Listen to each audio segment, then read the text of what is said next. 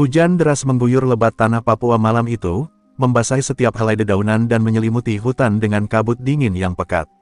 Di balik rerimbunan, suara mesin kendaraan terdengar samar, konvoi logistik TNI yang tengah melintasi jalanan sempit menuju pos perbatasan distrik Karubaga. Di dalam truk yang basah kuyup, para prajurit duduk diam, waspada, memegang erat senjata mereka. Suara jangkrik tergantikan oleh ketegangan yang mengendap dalam dada. Letnan Adi, perwira muda yang memimpin rombongan, melirik jam tangannya. Sudah lebih dari 2 jam mereka tertahan karena longsoran kecil di jalur utama. Kita percepat, langit makin gelap, dan aku tidak suka suasana malam seperti ini, bisiknya kepada sopir. Tapi sebelum truk kembali bergerak, suara peluit tajam menembus hujan. Lalu, seketika, langit malam bergemuruh bukan oleh petir, tapi rentetan senapan dari arah barat. Teriakan menggema, peluru berdesingan, tanpa sempat berlindung, truk pertama diledakkan oleh RPG buatan Rusia yang diluncurkan dari bukit sebelah. Mayat prajurit terpental keluar, sebagian terpanggang dalam kobaran api. Letnan Adi berteriak memberi komando, tapi satu peluru menghantam dadanya, menghentikan segalanya. Dalam hitungan detik, konvoi itu berubah menjadi ladang pembantaian. Dari balik hutan, bayangan-bayangan hitam bermunculan, KKB.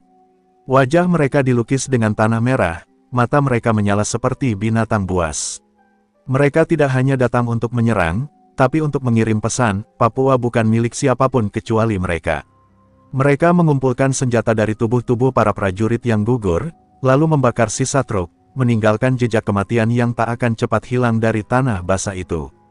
Berita tentang serangan itu menyebar cepat ke markas induk TNI di Wamena. Komandan Wilayah Timur, Kolonel Wiratama, memandangi laporan dengan rahang mengeras. Sudah 3 kali dalam 2 bulan KKB menyerang, tapi kali ini berbeda, mereka menyerang logistik, simbol pasokan kekuatan. Ini sudah bukan aksi gerilya, gumamnya. Ini perang. Di ruang briefing yang remang, seorang pria berdiri diam di sudut ruangan. Seragamnya sederhana, tanpa tanda pangkat mencolok, tapi wajahnya menyimpan bekas luka lama dan mata yang terlalu tenang untuk seorang manusia biasa. Dialah Mayor Jatmiko, legenda hidup yang pernah hilang selama 2 tahun di pedalaman Kalimantan, dan kembali tanpa satu pun luka. Kini, ia berdiri sebagai bayangan terakhir harapan. Kolonel Wiratama menatapnya, seolah tahu bahwa badai sedang menuju. Mayor, kau tahu kenapa kau dipanggil kembali ke Papua? Jatmiko tidak menjawab, hanya menatap peta di dinding, titik merah di Karubaga menyala seperti luka menganga.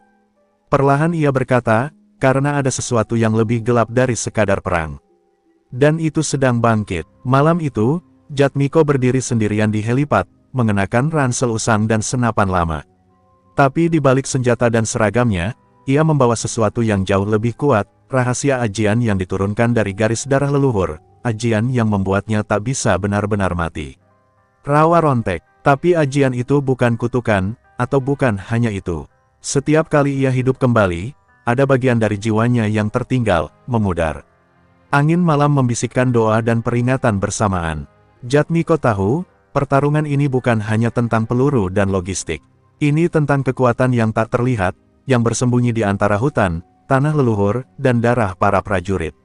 Dan KKB, tanpa mereka tahu, baru saja mengusik orang yang salah. Hanya butuh waktu kurang dari 24 jam sejak pembantaian di Karubaga, dan kini markas TNI di distrik Bintang mulai kehilangan kontak dengan 2 pos pengamatan di utara.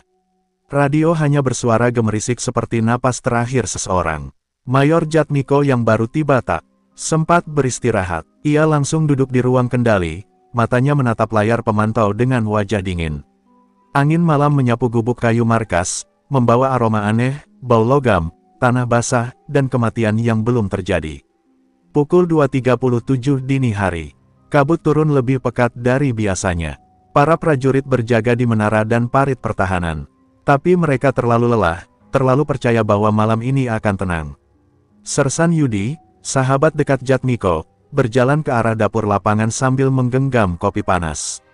Ia tak tahu bahwa beberapa ratus meter dari pagar markas, sosok-sosok gelap mulai merayap mendekat, tanpa suara, menyatu dengan bayangan. Ledakan pertama menghantam gardu listrik markas. Lampu padam seketika, diikuti oleh lolongan panjang dari lereng bukit, teriakan khas KKB sebelum menyerbu. Rentetan peluru menari di udara. Prajurit TNI terbangun dalam kekacauan total. Sebagian berlari ke pos senjata, sebagian tak sempat bangun dari tidur mereka. Mayat mulai jatuh bahkan sebelum alarm sempat berbunyi. Jatmiko keluar dari ruang kendali seperti bayangan. Ia tak membawa helm atau rompi pelindung. Ia hanya mengenakan seragam lapangan dan senjata SS-2 di tangan kanannya. Di matanya, tidak ada rasa panik, hanya kemarahan yang membeku. Pertahankan gudang amunisi. Jangan biarkan mereka masuk ke barak. Suaranya menggelegar di tengah kekacauan. Tapi pasukan terlalu terpencar. Markas mulai runtuh dari dalam. Satu ledakan mengguncang dapur. Api menyembur tinggi. Beberapa prajurit terseret serpihan ledakan. Di sisi timur, KKB mulai menerobos pagar kawat berduri dengan parang dan pelontar api rakitan. Salah satu dari mereka melempar granat ke arah pos jaga tempat Jatmiko berada. Semua terjadi dalam sekejap. Cahaya menyilaukan, suara ledakan, dan tubuh Jatmiko yang terhempas ke udara. Tubuh sang mayor tergeletak di tanah, berdarah, tak bergerak. Asap dan hujan bercampur menutupi jasadnya. Sersan Yudi yang melihat dari kejauhan menjerit, "Mayor!" Tapi ia tak bisa mendekat. Peluru menghujani area sekitar. Para prajurit tersisa mundur ke gudang. Markas kini dikuasai sebagian oleh KKB. Dan pemimpin mereka, sosok bertopeng kayu dengan parang panjang, berdiri di depan barak sambil tertawa pelan. 3 jam kemudian, KKB mundur. Mereka tidak menghancurkan semuanya. Mereka hanya ingin mengirim pesan bahwa tak ada tempat yang aman. Hujan belum berhenti saat pasukan bantuan datang dari pos terdekat. Yang mereka temukan hanyalah puing, bara api, dan puluhan mayat berserakan. Di tengahnya, mereka menemukan tubuh Mayor Jatmiko, tergeletak tak bernyawa, dadanya berlubang. Sersan Yudi menghampiri dengan langkah gemetar. Ia mengangkat tubuh itu ke pangkuannya. "Kau sudah selamat dari neraka Kalimantan, kenapa harus gugur di sini?" Bisiknya pelan, tapi saat ia hendak menutup mata sang mayor, sesuatu terjadi. Tubuh itu bergerak pelan, luka di dadanya mulai menutup. Tangan Jatmiko terangkat perlahan. Ia menarik napas panjang, seperti seseorang yang baru saja bangun dari mimpi buruk. Yudi tersentak mundur, nyaris menjatuhkan tubuh itu. Apa yang terjadi? Namun Jatmiko hanya menatapnya, wajahnya penuh darah, tapi matanya hidup. "Jangan bilang siapa-siapa," ucapnya serak. "Aku belum selesai. Mereka kira aku mati. Tapi malam ini, kita mulai memburu mereka." Di atas bukit seberang, sosok bertopeng kayu memandang ke bawah dengan tatapan curiga. Ia merasakan sesuatu yang aneh. Serangan itu seharusnya berhasil. Tapi kenapa malam ini terasa lebih dingin dari kematian? Langit masih gelap ketika tubuh Mayor Jatmiko dibawa masuk ke barak medis darurat. Para prajurit tidak tahu bahwa pria yang barusan mereka letakkan di ranjang itu baru saja bangkit dari kematian. Mereka hanya mengira luka tembaknya tidak fatal, dan tubuhnya kuat bertahan. Tapi Sersan Yudi tahu, lebih dari itu. Ia melihat sendiri, bagaimana luka di dada itu menutup perlahan, seolah waktu berjalan mundur hanya untuknya. Ia menyimpan rahasia itu, karena nalurinya berkata, ini bukan saatnya bicara. Jatmiko terbangun saat fajar menyingsing. Matanya memandangi langit oranye keabu-abuan dari balik jendela. Udara masih berbau mesiu dan darah. Tangannya mengepal, merasakan sisa-sisa kekuatan yang berdenyut dari dalam tubuhnya.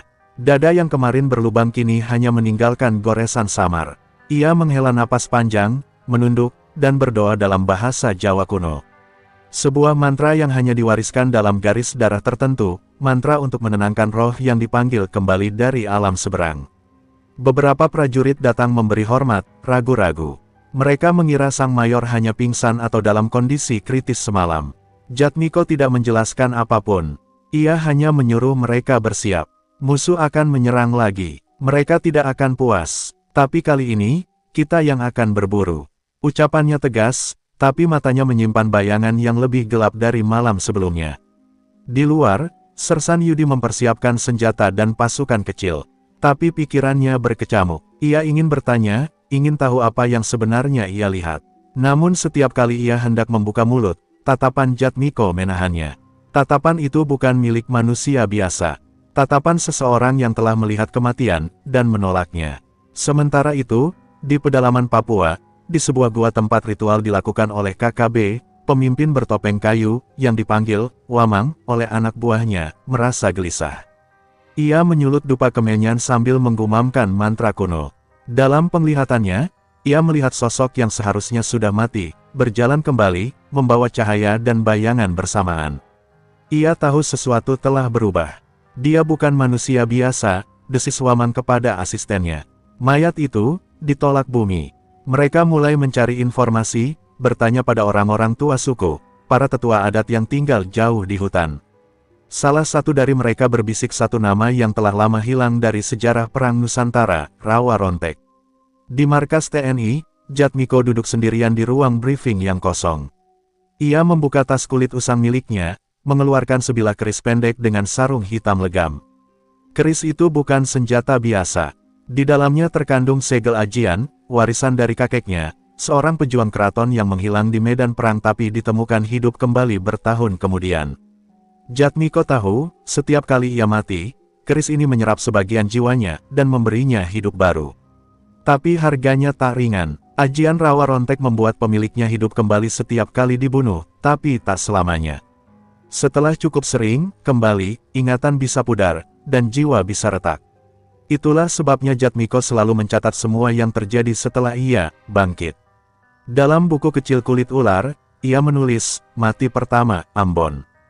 Mati kedua, Kalimantan. Ketiga, Papua. Belum saatnya istirahat. Sersan Yudi akhirnya memberanikan diri masuk. Mayor, aku lihat semalam. Waktu tubuhmu, kalimat itu menggantung di udara. Jatmiko menoleh, lalu berdiri mendekat. Ia meletakkan tangan di bahu sahabatnya, menatap langsung ke matanya. Apa yang kau lihat, jangan kau sebar. Aku butuh kau sebagai saksi, bukan penyebar kisah hantu. Yudi hanya mengangguk, gemetar. Ia tahu ini lebih besar dari dirinya. Malam itu, ketika markas sepi dan hutan kembali tenang, Jatmiko berdiri di tengah lapangan latihan. Ia menatap langit, bulan hampir penuh. Jika mereka ingin menghidupkan legenda, aku akan menjadi mimpi buruk mereka, bisiknya. Dan di balik hutan, ratusan kilometer jauhnya, Wamang menggenggam batu ritualnya, merasakan hawa dingin menyusup ke tulang. Dia sudah bangkit, kita tak bisa melawan dengan peluru saja, katanya. Dan perang pun akan berubah bentuk. Matahari belum sepenuhnya terbit ketika Jatmiko memanggil Sersan Yudi ke ruang pertemuan kecil yang sudah ia jadikan pusat koordinasi rahasia. Di dinding terpampang peta besar wilayah operasi dengan puluhan penanda berwarna merah. Lihat ini, kata Jatmiko sambil menunjuk satu garis yang menghubungkan 3 titik, lokasi serangan konvoi, pos pengamatan yang lenyap, dan markas mereka. Semua serangan ini terlalu presisi. Mereka tahu kapan kita lemah. Ini bukan sekadar gerilya, ada yang bocorkan data kita. Yudi menelan ludah. Maksud Mayor, ada pengkhianat di dalam markas. Jatmiko menatapnya lekat-lekat. Aku tidak mau menuduh sembarangan. Tapi seseorang di pihak kita memberi makan musuh dengan informasi yang seharusnya rahasia. Suara Jatmiko datar, tapi dinginnya menusuk tulang. Ia bukan hanya mencari musuh di luar, tapi kini harus berburu hantu di dalam pagar sendiri. Jatmiko mulai menyelidiki diam-diam. Ia mengamati pergerakan perwira, mencocokkan jadwal patroli dengan waktu serangan, menyusun catatan demi catatan. Dalam buku kecilnya, nama-nama mulai ditulis dengan tinta merah. Di antaranya, seorang letnan intel yang baru dipindahkan ke Papua 2 bulan lalu. Letnan Haris, terlalu bersih, terlalu rapi, dan terlalu mudah mendapatkan akses ke data sensitif. Sementara itu, di sisi lain hutan, Wamang dan anak buahnya menggelar upacara tengah malam. Mereka membakar rambut dari jasad prajurit TNI yang mereka ambil diam-diam dari lokasi serangan. Dukun tua dari pesisir utara membisikkan mantra untuk melihat mata ketiga musuh mereka. Dalam asap ritual, mereka melihat siluet Jatmiko, tapi tidak utuh. Sebagian tubuhnya buram, seolah ditutupi oleh kabut dari alam lain. Ia dilindungi ajian, bisik sang dukun. Tapi setiap ajian ada kuncinya, dan kunci itu bisa dicuri. Malam berikutnya, Letnan Haris tertangkap basah mencoba mengakses file operasi dengan kode yang tak seharusnya ia ketahui. Tapi saat diinterogasi, ia tenang, bahkan tersenyum. Kalian pikir perang ini tentang wilayah? Katanya pelan, ini tentang siapa yang pantas hidup abadi. Sebelum Jatmiko sempat bertanya lebih jauh, Haris menggigit sesuatu di mulutnya, kapsul sianida. Ia mati seketika. Di sakunya, ditemukan liontin kayu kecil dengan simbol yang sama dengan topeng Wamang. Jatmiko menggenggam liontin itu erat, merasakan hawa dingin merayap ke kulitnya. Mereka bukan hanya ingin merebut Papua, gumamnya. Mereka sedang berburu ajian ini. Kini semuanya mulai jelas. Serangan KKB bukan hanya strategi militer. Ini perburuan warisan leluhur. Dan dirinya adalah target utama, makhluk terakhir yang memegang ajian rawa rontek yang masih utuh. Di malam yang sunyi, Jatmiko duduk di altar kecil yang ia bangun dari batu-batu tua. Ia mengusap keris pusakanya dan mulai membaca doa pemanggil penjaga jiwa, doa yang hanya dibisikkan oleh mereka yang telah mati dan hidup kembali. Udara bergetar, di sekelilingnya, bayangan mulai muncul, bayangan dirinya di masa lalu. Setiap kematian, setiap luka, setiap jiwa yang tertinggal. Aku tahu kalian di sini, ucapnya lirih. Jangan biarkan aku hancur sebelum waktunya. Pagi harinya, Jatmiko memanggil para perwira yang masih ia percaya. Ia tak bicara tentang ajian. Ia hanya berkata satu kalimat, mulai hari ini, kita bukan hanya tentara. Kita penjaga warisan, dan musuh kita bukan hanya manusia. Mereka tidak sepenuhnya paham, tapi di mata Sang Mayor, ada sesuatu yang membuat mereka diam dan mengikuti. Di kejauhan, Wamang berdiri di puncak bukit, memandang ke arah markas TNI. Di tangannya, ia memegang rambut Jatmiko yang ia curi bertahun lalu, saat pertemuan pertama mereka di Ambon, pertemuan yang Jatmiko sendiri tak ingat. Darahmu sudah kutandai sejak lama, Mayor, bisiknya pelan. Kau hidup lagi, tapi aku akan pastikan, kali ini, rohmu tak bisa kembali. Kabut menggantung rendah di atas lembah Mambramo. Pohon-pohon pinus yang menjulang tinggi seperti barisan penjaga bisu, menyembunyikan apapun yang ada di balik bayangan mereka. Inilah lokasi yang dipilih Jatmiko untuk melakukan penyergapan. Berdasarkan penggalan informasi terakhir dari Letnan Haris, KKB akan memindahkan sejumlah besar senjata melalui jalur rahasia di lembah ini. Tapi Jatmiko tahu, ini bukan sekadar pengiriman senjata. Ini adalah undangan. Pasukan kecil pilihan dikerahkan. Mereka bergerak diam-diam dalam formasi menyebar, memanfaatkan celah-celah tebing dan semak lebat. Jatmiko memimpin langsung di garis depan. Wajahnya penuh lumpur dan peluh, tapi langkahnya mantap. Ia tahu medan ini, bahkan tanpa peta. Lembah ini menyimpan banyak arwah, Yud, bisiknya pada Sersan Yudi. Hari ini, akan bertambah lagi. 2 jam berlalu, hening, lalu terdengar denting logam, rantai truk. Dari kejauhan, iring-iringan KKB mulai tampak, melintas perlahan seperti ular hitam besar. Mereka membawa senjata berat dan kotak-kotak logistik, tapi yang paling mencolok adalah kereta kayu yang ditarik tandu, dan di atasnya, berdiri sosok bertopeng kayu, Wamang. Ia mengangkat tongkat panjang berujung tulang, seolah menyambut kematian. Jatmiko memberi isyarat, bom ranjau diledakkan serempak, tanah berguncang, truk pertama terbalik, meledak. Ledakan itu menandai dimulainya pertempuran sengit. Peluru berdesing ke segala arah, jerit manusia bercampur dengan gemuruh tanah.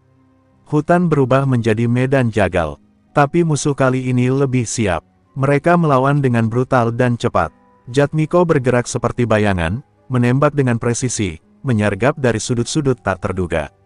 Ia melompat dari balik batu, menjatuhkan 2 musuh dengan tangan kosong. Tapi matanya terus mencari Wamang. Di tengah kekacauan, Jatmiko dan Wamang akhirnya saling bertatapan. Wamang tersenyum dari kejauhan, lalu mengangkat sesuatu, keris tua yang sangat mirip dengan milik Jatmiko. Ini milik leluhurmu juga, Mayor, teriaknya. Tapi kini milik kematian. Mereka bertarung, tidak dengan peluru, tapi dengan pusaka dan darah. Keris mereka beradu di tengah lembah, suara besi tua menjerit saat dipertemukan. Gerakan Wamang tidak manusiawi, seperti telah dilatih oleh roh-roh leluhur yang gelap. Tapi Jatmiko, ia juga bukan manusia biasa. Dalam tiap tusukan, dalam tiap luka yang harusnya membuatnya roboh, ia bangkit lagi, dengan mata yang makin dingin dan tubuh yang makin cepat. Namun di satu momen, Wamang berhasil menusukkan keris ke perut Jatmiko. Dalam jarak dekat, ia berbisik, kau pikir hidup abadi membuatmu kuat? Tidak, Jatmiko, itu membuatmu kosong. Lihat ke dalam dirimu, apa yang tersisa dari manusia bernama Jatmiko itu. Tapi Jatmiko hanya menatap lurus, lalu menggenggam keris lawan, menarik tubuh Wamang mendekat, dan berkata, masih ada satu, dendam. Ia menusuk balik ke dada Wamang. Tepat ke jantung. Tubuh Wamang limbung, tapi sebelum jatuh, ia melempar benda kecil ke tanah, kantong darah dan rambut Jatmiko yang ia simpan. Dalam sekejap, tanah di bawah kaki mereka bergetar. Hutan bergemuruh. Dari dalam tanah, asap hitam menyembur, semacam roh penjaga yang dibangkitkan. "Kalau aku mati, kau ikut tenggelam denganku," teriak Wamang sebelum tubuhnya ambruk. Pasukan KKB terpencar. Banyak dari mereka menyerah atau melarikan diri, melihat pemimpin mereka tumbang. Tapi Jatmiko belum selesai. Ia berdiri di tengah lingkaran tanah yang retak, menghadapi pusaran bayangan yang muncul dari ritual Wamang. Kali ini bukan musuh biasa. Ini roh-roh buas yang menolak damai. Dan untuk pertama kalinya, ajian rawa ronteknya tidak langsung menyembuhkan luka di dadanya. Dalam hening dan darah yang mengalir ke tanah, Jatmiko bersiap untuk bertempur. Bukan hanya dengan musuh dari dunia ini, tapi juga dari dunia seberang. Tubuh Jatmiko berdiri terpaku di tengah lingkaran tanah yang retak, darah menetes dari perutnya yang belum pulih. Asap hitam dari tanah terus berputar, membentuk sosok-sosok bayangan dengan mata merah menyala. Suara mereka bukan jeritan, tapi gumaman. Ribuan suara dalam bahasa kuno, menyebut nama Jatmiko berulang-ulang, seolah memanggilnya kembali ke dunia tempat ia seharusnya berada, kematian. Jatmiko mengangkat kerisnya tinggi-tinggi, bersiap menyambut serangan dari roh-roh yang dilepaskan oleh Wamang. Namun, kali ini tubuhnya berat. Ajian rawa rontek yang selama ini membuatnya bangkit, terasa lambat, lamban, dan hening. Tidak ada getaran magis, tidak ada kilatan cahaya dari keris. Seperti aliran energi itu mulai patah, terkoyak oleh kekuatan lain yang tak ia pahami. Sersan Yudi datang menerobos asap, membawa senter dan peluru cadangan. "Mayor!" teriaknya. Tapi ketika matanya melihat lingkaran itu, kakinya gemetar. "Ya Tuhan," ucapnya pelan. Bayangan-bayangan itu tak menyerang sembarangan. Mereka menyentuh tubuh Jatmiko, dan setiap sentuhan menghisap ingatan.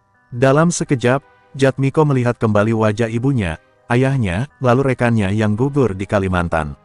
Satu demi satu, memori itu menghilang seperti pasir tertiup angin. "Yud, mereka mengambil ingatanku," ucap Jatmiko lemah. Ia tersungkur. Untuk pertama kalinya, ajian itu bukan lagi tameng, tapi kutukan. Setiap kali ia bangkit dari kematian, ia membayar dengan bagian dari jiwanya. Dan kini, setelah kematian keempat, tubuhnya menolak untuk menyatu utuh. Roh-roh itu menuntut bayaran. Rawa rontek tak lagi seimbang. Yudi berlutut di sampingnya. "Kau tidak sendiri, Mayor," katanya dengan mata berkaca-kaca. Ia mengambil keris pusaka itu, mengangkatnya tinggi, dan mulai membaca doa yang pernah ia curi dengar dari Jatmiko. Ucapannya terpatah-patah, tapi roh-roh itu bereaksi. Mereka mundur perlahan, mendesis dalam amarah. Ajian itu mengenali niat tulus Yudi, dan memberi celah. Jatmiko mengambil napas dalam-dalam, menatap sahabatnya. "Kalau aku tak bisa kembali utuh, kau yang harus jaga pusaka ini." Tapi Yudi menggeleng keras. "Kau belum selesai, masih ada satu tugas lagi." Saat itulah, Jatmiko memejamkan mata dan berteriak. Teriakan itu bukan dari tenggorokan biasa, itu suara jiwa yang menolak dilenyapkan. Suara dari dalam tanah pun berhenti. Dalam sekejap, pusaran asap hitam pecah. Satu persatu bayangan menghilang, meledak dalam kilatan cahaya biru. Tapi Jatmiko juga roboh. Tubuhnya menggigil hebat. Ia hidup, tapi setengah dari dirinya hilang. Saat ia membuka mata, ia tak lagi ingat nama lengkapnya. Tak ingat asalnya, yang ia tahu hanya satu, musuh masih ada. Pasukan TNI yang tersisa mendekat, membawa tandu, mengevakuasi korban. Lembah itu penuh mayat, darah, dan bara api. Tapi tidak ada waktu untuk menangisi kemenangan. Karena dari kejauhan, sebuah drone milik musuh yang tak dikenal terbang rendah, memindai lokasi. Di dalam markas bawah tanah yang tersembunyi di sisi lain pegunungan, seseorang mencatat denyut jantung Jatmiko secara real-time. Wamang memang mati, tapi upaya membangkitkan roh-roh tua telah mengirimkan sinyal ke pihak yang lebih besar, pihak yang selama ini membiayai KKB dalam senyap, sekelompok ex-elit militer bayangan dari luar negeri, pemburu ajian Nusantara untuk tujuan abadi. Dan mereka baru saja menemukan target paling sempurna, seseorang yang telah mati 4 kali, dan masih berjalan. Angin dingin berembus tajam di puncak pegunungan Cyclops. Di sebuah hanggar tersembunyi, Jatmiko duduk diam dalam bayangan. Tubuhnya telah pulih secara fisik, tapi pikirannya masih retak. Ia memandang cermin di hadapannya, wajah itu familiar, tapi kosong. Nama-nama tak lagi melekat. Ingatan tentang masa kecil, pendidikan militer, bahkan wajah kekasih yang dulu, hilang ditelan ajian yang koyak. Hanya satu yang tersisa, misi. Dan nama satu kelompok yang kini mengguncang Papua dari balik tirai, Kongsi Hitam. Sersan Yudi membawa dokumen rahasia yang baru saja didekripsi oleh satuan siber. Kongsi Hitam adalah organisasi internasional berisi mantan agen, ex-militer, dan kolektor kekuatan supranatural yang mempercayai bahwa Indonesia menyimpan kunci keabadian sejati. Ajian Rawa Rontek adalah bagian dari itu. Mereka selama ini menyokong KKB dengan senjata dan intelijen, hanya untuk satu tujuan, memancing Jatmiko keluar dan melemahkan ajian yang ia miliki. Wamang hanya pion, kata Yudi dengan suara rendah. Mereka yang sebenarnya ada di balik bayangan, dan mereka datang ke Papua. Sekarang, Jatmiko menunduk sejenak, lalu berdiri. Sorot matanya tak lagi memancarkan dendam, melainkan kekosongan yang dingin. Kalau mereka mencari abadi, mari ku beri mereka rasa kematian yang tak bisa dilupakan, ucapnya lirih. Operasi gabungan digelar, pasukan elit dari Kopassus, Denjaka, dan Totaipur disatukan.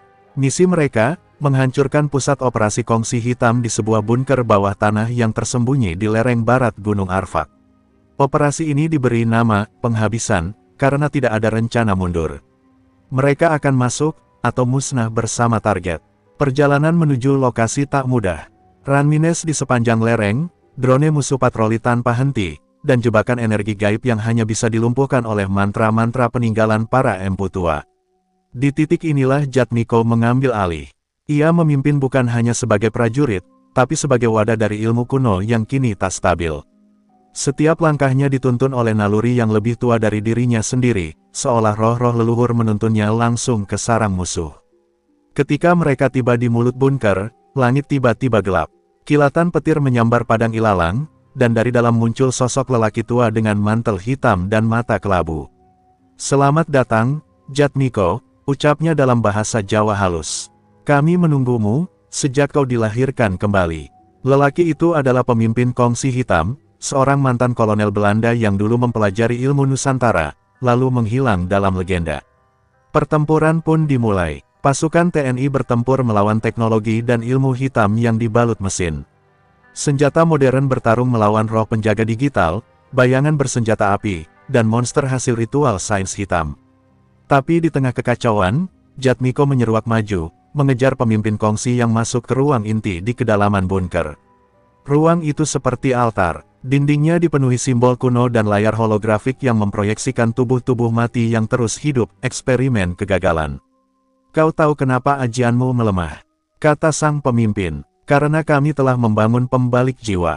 Setiap kali kau hidup lagi, sedikit dari jiwamu kami hisap." Ia menekan tombol. Jatmiko berlutut seketika, dadanya nyeri, darah mengucur deras. Tapi kali ini, ia tersenyum. "Aku sudah tahu," ucap Jatmiko dengan napas berat. Ia menggigit bibirnya sendiri, darah segar mengalir ke tanah dan menyentuh simbol tua di altar.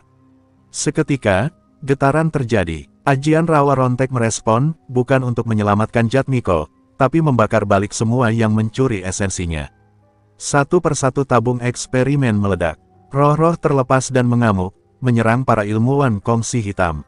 Dalam teriakan dan kobaran api, bunker itu runtuh perlahan. Yudi dan tim menyelamatkan sebagian besar pasukan, tapi Jatmiko tetap tinggal. Ia menatap langit dari celah-celah reruntuhan, tubuhnya remuk, tapi senyumnya tenang.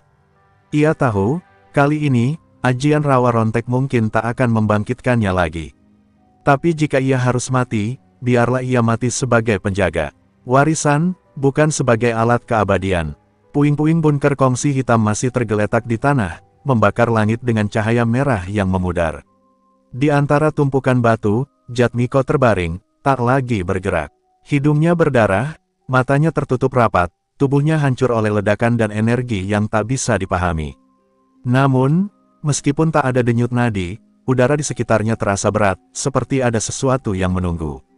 Seperti roh-roh yang tak mau meninggalkan dunia ini. Yudi berdiri di dekatnya, menatap tubuh Jatmiko dengan mata penuh kesedihan. "Mayor," ia menyebut nama itu pelan. Dalam hatinya, Yudi tak yakin apakah sahabatnya itu masih ada di sana, atau sudah benar-benar pergi. Di tangan Jatmiko, keris pusaka yang tak pernah lepas, kini tergeletak berlumuran darah.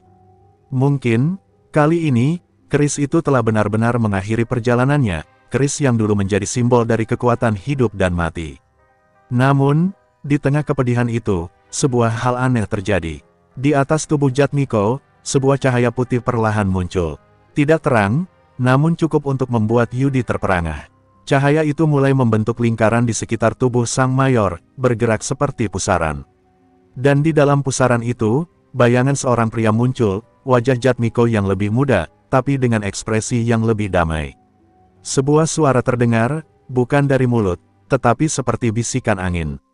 "Kau belum selesai, Yudi," suara itu bergetar. Yudi menatap ke arah Jatmiko yang terbaring, tidak tahu harus berbuat apa. "Mayor, apakah itu benar-benar kau?" serunya dengan hati yang tak menentu. Bayangan di atas tubuh Jatmiko mengangguk perlahan. "Aku masih ada di sini, bagian dari ajian itu tidak akan hilang, selama ada yang mengingatnya." Yudi merasa sebuah beban berat menggelayut di hatinya. Ia tahu, Jatmiko tidak akan kembali seperti sedia kala. Namun, dengan kata-kata itu, sebuah harapan baru muncul dalam dirinya. Ajian rawa rontek yang dulu memberinya kehidupan, kini menjadi warisan yang harus dijaga, bukan hanya oleh Jatmiko, tapi oleh mereka yang tersisa, oleh generasi yang masih bisa melanjutkan. Di sekitar mereka, pasukan yang selamat kembali berkumpul. Mereka memandang reruntuhan dengan rasa bangga, meskipun kehilangan yang sangat besar.